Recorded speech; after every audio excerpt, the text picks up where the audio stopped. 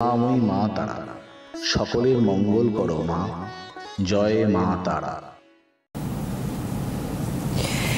নমস্কার, সবাইকে স্বাগত জানাচ্ছি এখনকার অনুষ্ঠান জ্যোতিষ ও আধ্যাত্মিকতায় অমৃত ভবিষ্যৎ। এবং অবশ্যই এই অনুষ্ঠানে নির্দিষ্ট বেশ কিছু বিষয় নিয়ে আমরা এগিয়ে চলি। প্রত্যেকটা অনুষ্ঠানেই একটা বার্তা থাকে, তথ্য থাকে। এই অনুষ্ঠানেও আজকেও কিন্তু বেশ গুরুত্বপূর্ণ একটি বিষয় থাকছে, যে জ্যোতিষ বিচারে আত্মকারক গ্রহ প্রতিকারে মহানবগ্রহ সর্বকার্য সিদ্ধ।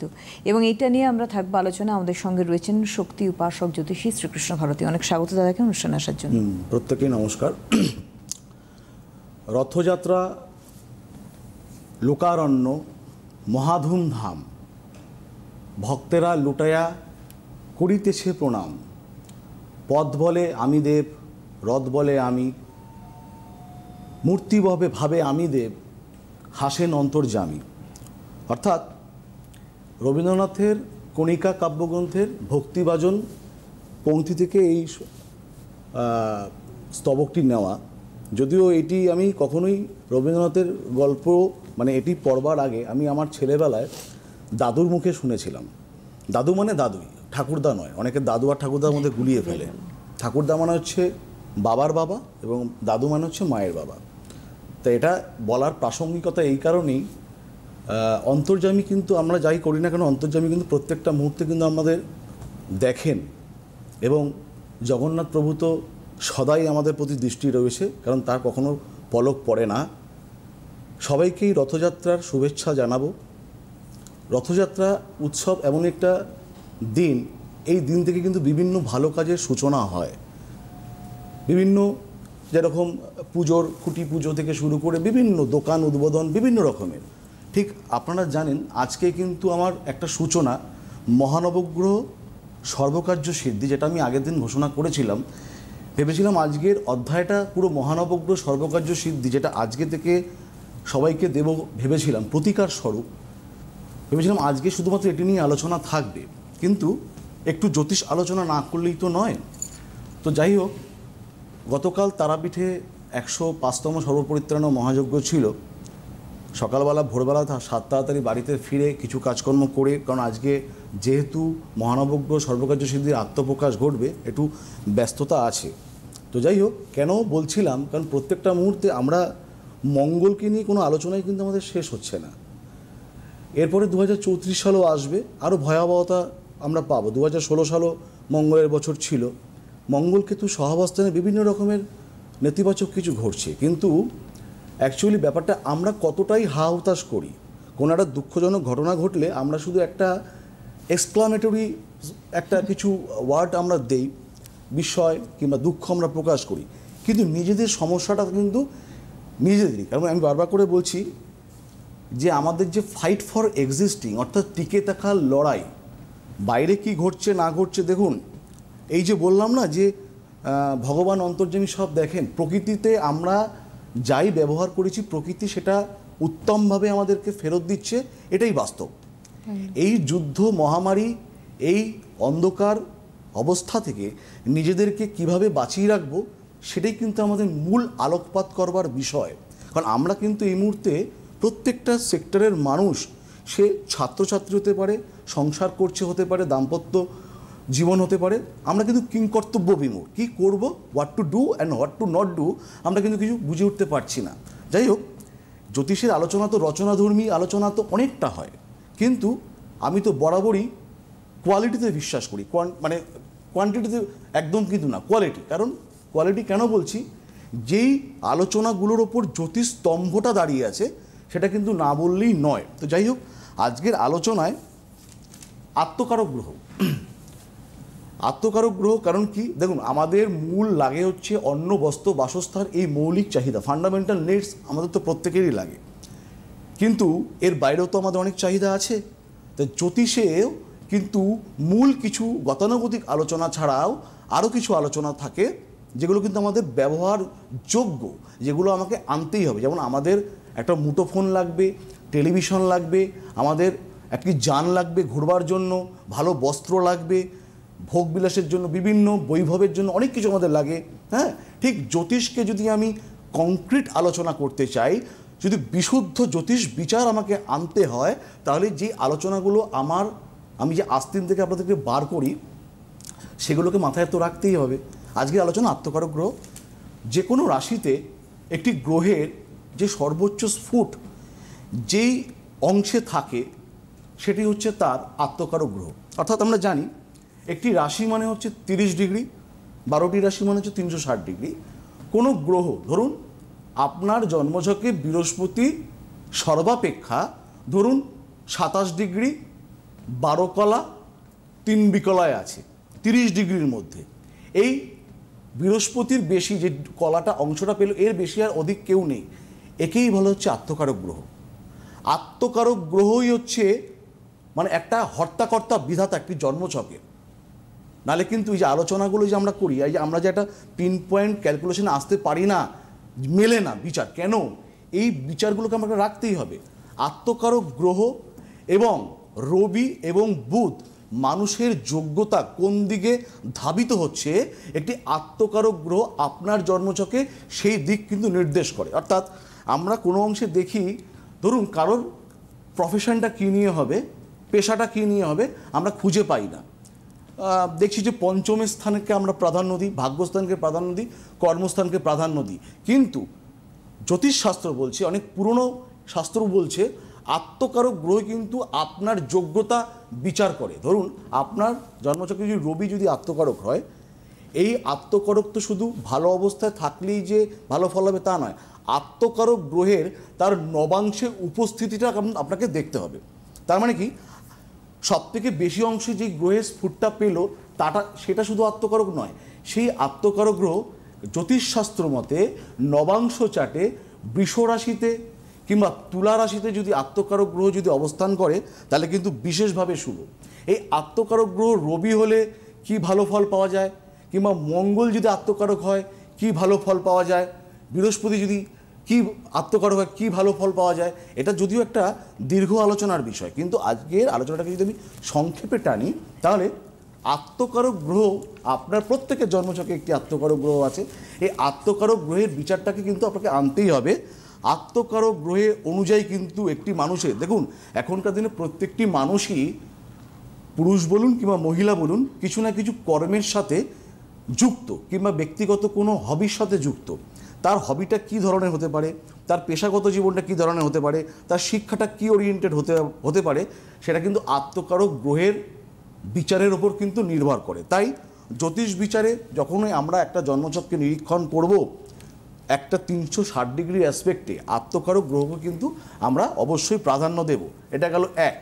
আজকের 2 নম্বর যেটা বিষয়, আজকের যার আত্মপ্রকাশ ঘটছে, মহানবগ্রহ সর্বকার্য সিদ্ধি কি, সেটি একটি প্রতিকারেই আমাদের 5 ধরনের সমস্যা। কারণ আমরা তো এটা অনেক দিন ধরেই কিন্তু আমি এটা বিক্ষিপ্তভাবে প্রত্যেককে দিয়েছি, কিন্তু আজকে তার সরাসরি একটা আত্মপ্রকাশ হচ্ছে। আজকে রথযাত্রা, যেহেতু আমরা জানি রথযাত্রার দিন শুভ, আষাঢ় মাসের শুক্লা তৃতীয়ার দিন, কিছুক্ষণ আগে আমরা তৃতীয়া তিথিতে প্রবেশ করেছি। তো যাই হোক, আজকের দিন এই মহানবগ্রহ সর্বকার্য সিদ্ধি আপনারা অত্যন্ত সুবিধা, আমি এটা মনে করি যে প্রতিকারের জগতে, জ্যোতিষ প্রতিকার জগতে মহানবগ্রহ সর্বকার্য সিদ্ধি কিন্তু দারুণ কিন্তু দৃষ্টান্ত স্থাপন করবে। প্রথমে বলি মন ও স্বাস্থ্য। আমি একটু পারলে আমি একটু স্ক্রিনে দেখাতে বলবো। প্রথমেই একটি মানুষের কিন্তু মন ও স্বাস্থ্য, আমি প্রত্যেকটা মধ্যে বলছি লগ্নের বিচার কিন্তু আবশ্যক। Health is wealth. মানুষের, আমরা যতই চাকরি বাকরি নিয়ে চিন্তা করি না কেন, দাম্পত্য নিয়ে চিন্তা করি না কেন, মন এবং স্বাস্থ্য যদি আমাদের পারমিট না করে, বিভিন্ন রকমের, দেখুন মেডিকেল অ্যাস্ট্রোলজিতে বিভিন্ন রকমের রোগ আমরা নির্ণয় করি, হ্যাঁ, মানে কোনোভাবেই কিন্তু রোগমুক্তি আমাদের ঘটে না। মনের কিন্তু একটা সমস্ত উদ্বেগজনক পরিস্থিতি কিন্তু তৈরি হয়। এই মহানবগ্রহ প্রতিকার, যে সর্বকার্য সিদ্ধি প্রতিকার, প্রথম যেটা আপনাকে সাপোর্ট করবে, যেটা প্রত্যেকেরই দরকার বেঁচে থাকতে গেলে সুস্থভাবে, মন এবং স্বাস্থ্য, যেটা আপনাকে অত্যন্ত ভালোভাবে কিন্তু সাহায্য করবে। দ্বিতীয় হচ্ছে শিক্ষা ও সংস্কৃতি। একটি যে আলোচনা করছিলাম, একটি বাচ্চার কেরিয়ার কী ধরনের হতে পারে, সেই পড়াশোনাটা, কেরিয়ারটা কী ধরনের হবে, তার পেছনে পড়াশোনাটা আমি কী নিয়ে বৃত্তি নির্ণয় করব, সেটা তো যেমন আছেই।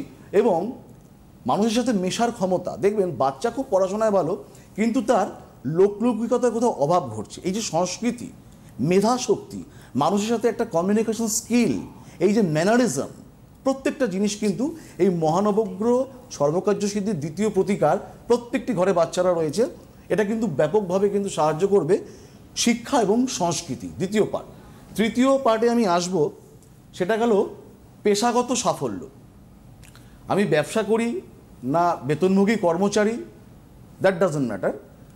পেশাগত, আমি যেই কাজের সাথে যুক্ত হই না কেন, পেশাগত সাফল্যকে কিন্তু আমাকে প্রাধান্য দিতেই হবে।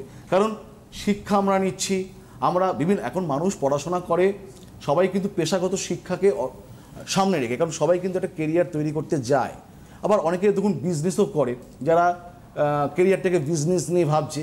তা মহানবগ্রহ সর্বকার্য সিদ্ধি আপনাকে পেশাগত সাফল্য যাতে আপনার খুব ভালো অবস্থায় থাকে, যাতে আপনি ব্যর্থ জীবনযাপন না করেন, যাতে একটা সফল জীবনযাপন যাতে আপনার হয়, সেই জায়গাটাকে কিন্তু আপনাকে অত্যন্ত পোক্তভাবে কিন্তু আপনাকে সাহায্য করবে এই মহানবগ্রহ সর্বকার্য সিদ্ধি।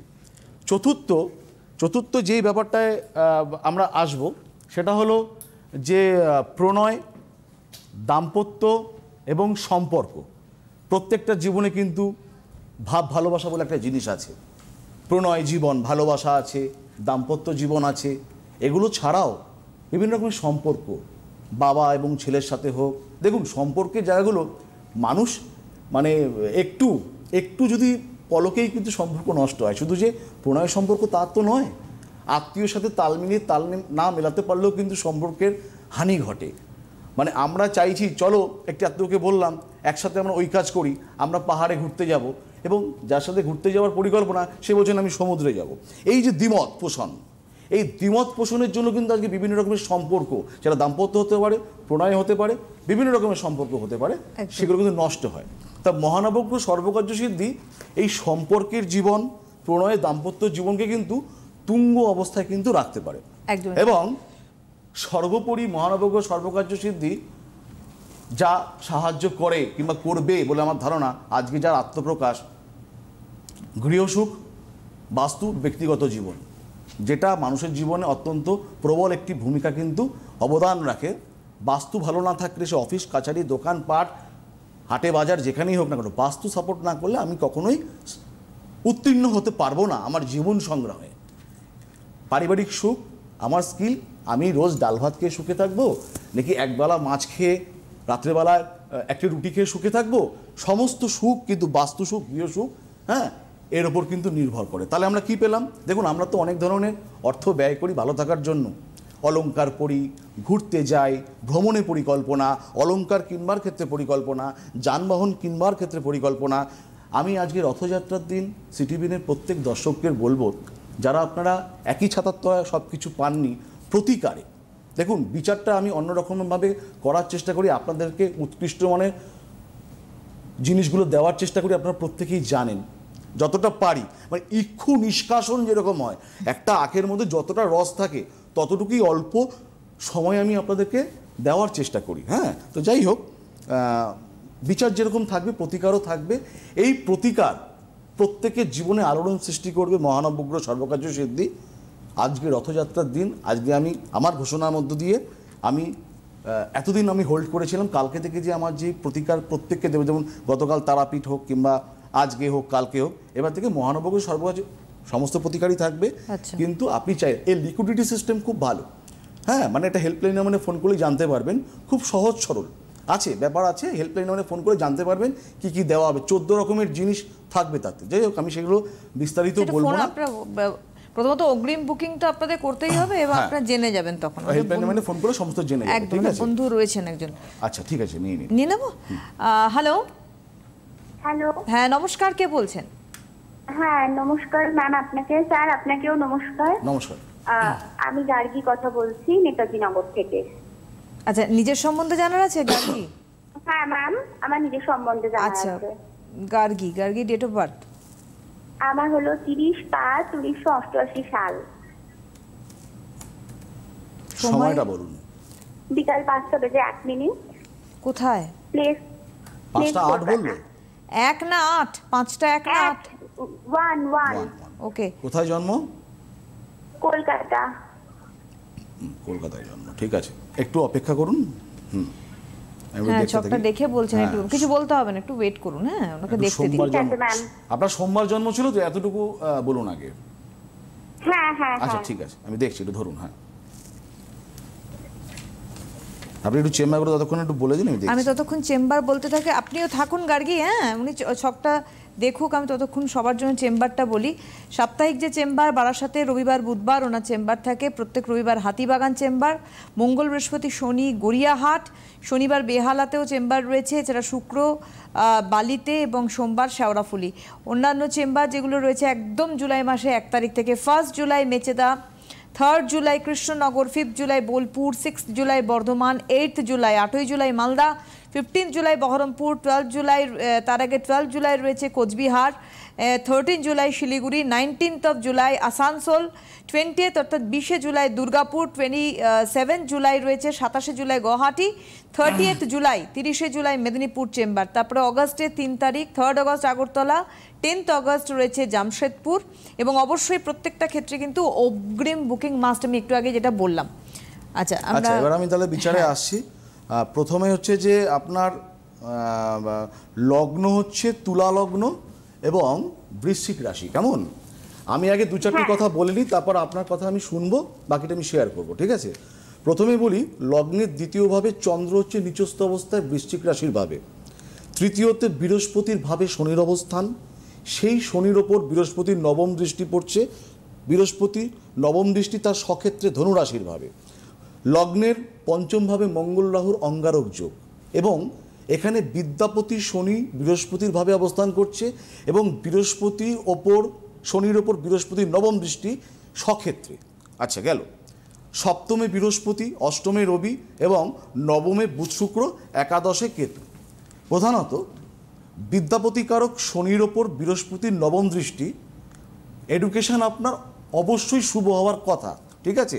মানে এটা হায়ার স্টাডিজের যোগ, শনি এবং বৃহস্পতির একটা সম্পর্ক স্থাপন হলো, ঠিক আছে?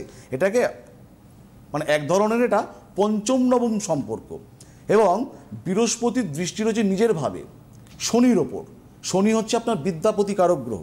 এবার হলোটা কি, এবার আপনার জন্ম বয়স এখন ঘটনাচক্র হচ্ছে প্রায় 36-37-এর কাছাকাছি, এডুকেশন অত্যন্ত ভালো, একটা ইন্টালেকচুয়ালিটি আছে, ঠিক আছে?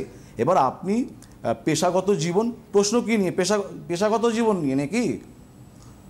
যা জন্মছক আছে, হ্যাঁ আরেকটু বলে দিই, দশমপতি চন্দ্র, প্রথমে আরেকটু বলে দিই আপনার প্রশ্নটা শোনার আগে, দশমপতি চন্দ্র নিচস্থ অবস্থায়, কিন্তু ভাগ্যস্থানে এই সপ্তমভাবে বৃহস্পতি রয়েছে। এখানে আপনি যতই চাকরি বাকরির চেষ্টা করুন না কেন, অর্থাৎ স্যালারিড এমপ্লয়ি, সেটা না হয়ে ব্যবসা করলে সেটা আরও ভালো হবে, এটা ব্যবসার চক। যদিও ব্যবসাটা একটু টালমাটাল পরিস্থিতি থাকতে পারে যদি আপনি ব্যবসা করেন, তবে কারণ মঙ্গল রাহুর অঙ্গারক রয়েছে, হ্যাঁ, এবং অষ্টমে শনি ব্যবসা নিয়ে না একটু ভুল সিদ্ধান্ত মানুষকে দেয়। এবার বলুন, প্রথমে আপনি এডুকেশনটা কি করেছেন? হ্যাঁ একটু বলুন, এবার শেয়ার করুন তো যা যা বললেন উনি। কারণ হায়ার স্টাডিজের তো একটা যোগ পেলাম, বিশেষত লিটারেচার কিংবা সাহিত্যের ওপরে। কি নিয়ে পড়াশোনা করেছেন? এবার বলুন কি নিয়ে পড়েছেন আপনি গার্গী? হ্যাঁ, আমি তো ইংলিশে আমার মাস্টার্স আছে। হ্যাঁ, ইংলিশে, মানে এটা এক উচ্চশিক্ষিত ধরনের লিটারেচার, একদম লিটারেচারের মধ্যেই পড়ে আর কি। হ্যাঁ, কিন্তু দাদা আমার যেটা মেন, মানে আমি ছোটবেলা থেকে আর্থিক দিক আমি খুবই ভালো ছিলাম, মানে বিগত 8-9 মাস আমি মানে আমার একদম 90 ডিগ্রি ঘুরে গেছে। আচ্ছা, হ্যাঁ, আমাকে এই জায়গাটা আপনি বলুন যে আমি মানে নেক্সট মানে খুব ভেঙে পড়েছি আমি এই কারণে। গার্গী মানে এই একটু কারণে ইন্টারাপ্ট আমি- করে একটা কথা বলি। বলুন দাদা ম্যাম। একটা কথা বলেছেন যে আপনার ছক দেখে বোঝা যাচ্ছে এটা কখনোই চাকুরিরত ছক না, এটা ব্যবসার ছক। আপনি কি চাকরি করেন না ব্যবসা করেন? না, আমি চাকরি করি না, ব্যবসা মানে আমার ফ্যামিলির ব্যবসা, মানে আমার হোয়াট এভার ফ্যামিলির ইট ইজ, দোকান। ব্যবসা তার মানে করেন, সে আপনার ফ্যামিলি হোক আর না আমি হোক। ব্যবসায়ী ফ্যামিলিরই মেয়ে আমি। ওকে, মানে ব্যবসায় মানে যেখানে মানে এখন মানে পারিবারিক ব্যবসাটা, তাই তো? ব্যবসাটা কেন পারিবারিক। ইন্ডিকেট করছে বলি, দশম প্রতিকারক চন্দ্র হচ্ছে আপনার নিচস্থ বৃশ্চিক রাশির ভাবে, তাহলে কখনো সেখানে কর্মস্থানে সেখানে শুভ হতে পারে না। আবার সপ্তম ভাবটা হচ্ছে ব্যবসার ভাব, সেখানে বৃহস্পতির অবস্থান, তাহলে এই ছকটা স্বভাবতই মানে পেশাগত জীবন যেটা তৈরি হয় এটা হচ্ছে ব্যবসা থেকেই হয়। এবার আপনি যেটা বলছেন যে আপনার অর্থনৈতিক স্বাচ্ছন্দ্য এখন বর্তমানে নেই, তাই তো? নেই দাদা, না। আচ্ছা। এটা আমি কবে থেকে আবার একটু ঠিকঠাক হবে, যদি একটু বলে দেন উপকৃত হব। ভালো প্রশ্ন করেছেন।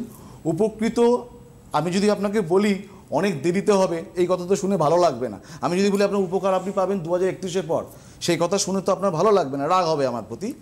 কারণটা কি, আপনার কেতুর মহাদশা চলছে। দশা অন্তর্দশা যদি অনুকূলে না থাকে তাহলে কখনোই কারো ভালো হতে পারে না। এই কেতুর মহাদশা আপনার চলছে, মঙ্গল রাহুর অঙ্গারক দোষ আছে, হ্যাঁ, এগুলোকে একটু ঠিকঠাক মেরামত করিয়ে নেবেন, আপনি 15 দিন 20 দিন পর থেকে হয়তো ভালো থাকবেন। বোঝা গেল? কিছু গ্রহগত অসুবিধা রয়েছে, হ্যাঁ, অবস্থানগুলো ভালো নয়। হ্যাঁ, কেতুর মহাদশা হোক, অন্তর্দশা হোক, প্রত্যন্ত দশা হোক, কোনোটাই কিন্তু শুভ হয় না। হ্যাঁ, শত্রু বৃদ্ধি হয়। শত্রু আছে, টের পান? পারিবারিক শত্রু বৃদ্ধি হচ্ছে, এটা টের পেয়েছি। হ্যাঁ, হবে কেতুর মহাদশা। আপনি 2-1টা পদক্ষেপ এখানে নিতে হবে, উপযুক্ত পদক্ষেপ উপযুক্ত সময় নেবেন, তাহলে 2031 সাল পর্যন্ত, কেতুর মহাদশা পর্যন্ত, ততদিনে আবার আরেকবার মঙ্গলের বছর চলে আসবে 2034। সবাই ভয় দেখাবে, আমিও দেখাবো, কিন্তু সুতরাং তার আগেই প্রতিবিধান করিয়ে নেবেন, ভালো থাকবেন। কেমন? অনেক ধন্যবাদ, সেই সুযোগ আপনার রয়েছে, যার জন্য উনি আচ্ছা, আমি বললেন। প্রত্যেককে বলে দেবো, যারা রথযাত্রা, আজকে তো আর চেম্বার নেই, আগামীকাল থেকে যারা চেম্বারে আসবেন, মহানবগ্রহ সর্বকার্য সিদ্ধি, সেটা তো আজকে অভিষেক ঘটলই। তা এই নবগ্রহ যন্ত্র বাড়িতে রাখলে কিভাবে রাখতে হবে, এটা সিংহাসনে রাখা যায়, ঝুলিয়ে রাখা যায়, কিভাবে রাখলে তার উপকার হবে প্রত্যেকের, সেটা বলে দেবো। যারাই চেম্বারে অনলাইন অফলাইন দেখাবেন না কেন, এই মহানবগ্রহ সর্বকার্য সিদ্ধি যন্ত্র পাবেন। কেমন? এটা গেল আজকে সামাজিক বার্তাটা। আচ্ছা থাক, সামাজিক বার্তাটা আমি আগে দিয়ে দিই, তারপর আপনি দিদি বলে দেবেন। আজকে সামাজিক বার্তা হলো দান। সেই দানটা হচ্ছে নির্লিপ্ত দান। আমরা তো দান করি, দান করার সময় বিভিন্ন রকমের জিনিস মুঠোফোনে বন্দি করি, মানুষকে দেখাই। শুনুন, একটা কথা মনে করবেন, যাকে আমরা দান দিই না কেন, না, তারও কিন্তু একটা মনুষ্যত্ব আছে। লুকিয়ে নির্লিপ্তভাবে দান করুন, ঢাকঢোল পিটিয়ে দান করবেন না। কি দান করবেন? প্রত্যেকেই কিছু টাকা উপার্জন করে, নিজের উপার্জিত অর্থের 1%, কেউ যদি 100 টাকা রোজগার করে, নিদেন পক্ষে 1% দান করুন না। আমিও করি, যেটা আমি করি সেটা আমি বলি, আমি আগেই বলেছি, আমিও করি। কিন্তু লোকচক্ষুর আড়ালে ঘণ্টা পিটিয়ে, ঢেড়া পিটিয়ে একদম নয়, নির্লিপ্তভাবে দান করুন, কিছু প্রত্যাশা করবেন না। কারণ একটা কথা মনে রাখবেন, দান আমরা যাকেই করি না কেন, সেও কিন্তু মানুষ, লোক দেখেই কখনো দান করতে নেই, নির্লিপ্তভাবে দান করুন। আজকে সেটাই হচ্ছে সামাজিক বার্তা। হ্যাঁ দিদি বলুন। অবশ্যই আমি আপনাদের বলে রাখি আবারও চেম্বারের কথা, যে একদম এখানে যে সাপ্তাহিক চেম্বার আপনারা প্রত্যেকেই জানেন, স্ক্রিনেও যায়, রবি বুধ এবং সপ্তাহে 2 দিন বারাসাত চেম্বারে ওনাকে পাচ্ছেন। এছাড়া রবিবার দিন হাতিবাগানও ওনার চেম্বার রয়েছে। মঙ্গল, বৃহস্পতি, শনি সপ্তাহে 3 দিন গড়িয়াহাট চেম্বার, শনিবার বেহালায় চেম্বার, শুক্রবার বালিতে চেম্বার এবং সোমবার দিন শাওরাফুলিতে ওনার চেম্বার রয়েছে। আর জুলাই মাস জুড়ে ওনার চেম্বার রয়েছে 1 জুলাই মেচেদা, 3 জুলাই কৃষ্ণনগর, 5 জুলাই বোলপুর, 6 জুলাই বর্ধমান, 8 জুলাই মালদা, 15 জুলাই বহরমপুর, তার আগে 12 জুলাই কোচবিহার রয়েছে, 13 জুলাই শিলিগুড়ি রয়েছে, 19 July Asansol, 20 July Durgapur, 27 July Guwahati, 30 July Medinipur and 3 August Agartala, 10 August Jamshedpur. অগ্রিম বুকিং কিন্তু ম্যান্ডেটরি। আমি এখনো জন্মছক থেকে চোখ সরাইনি। যে মেয়েটি দিদিভাই আপনি ফোন করেছিলেন, আপনার জন্মছকে আত্মকারক গ্রহ এতক্ষণ দেখছিলাম রাহু, তারপরে বৃহস্পতি হচ্ছে আপনার অমাত্যকারক গ্রহ, যে ব্যবসার জায়গায় আছে। অমাত্যকারক গ্রহ কিন্তু একটি আলোচনার বিষয়বস্তু বটে, যার জন্য আপনি ব্যবসা করছেন। সপ্তমে যেহেতু আপনার বৃহস্পতি রয়েছে, আত্মকারক রাহু, কিন্তু অমাত্যকারক গ্রহ হচ্ছে আপনার বৃহস্পতি। আমি এতক্ষণ চোখ সরাইনি, বললাম যে এটা আলোচনা পরের দিন থাকবে, আগামী দিন থাকবে। অনেক ধন্যবাদ দাদাকে এবং ধন্যবাদ আপনাদের জানাই। প্রত্যেকে নমস্কার, জয় জগন্নাথ।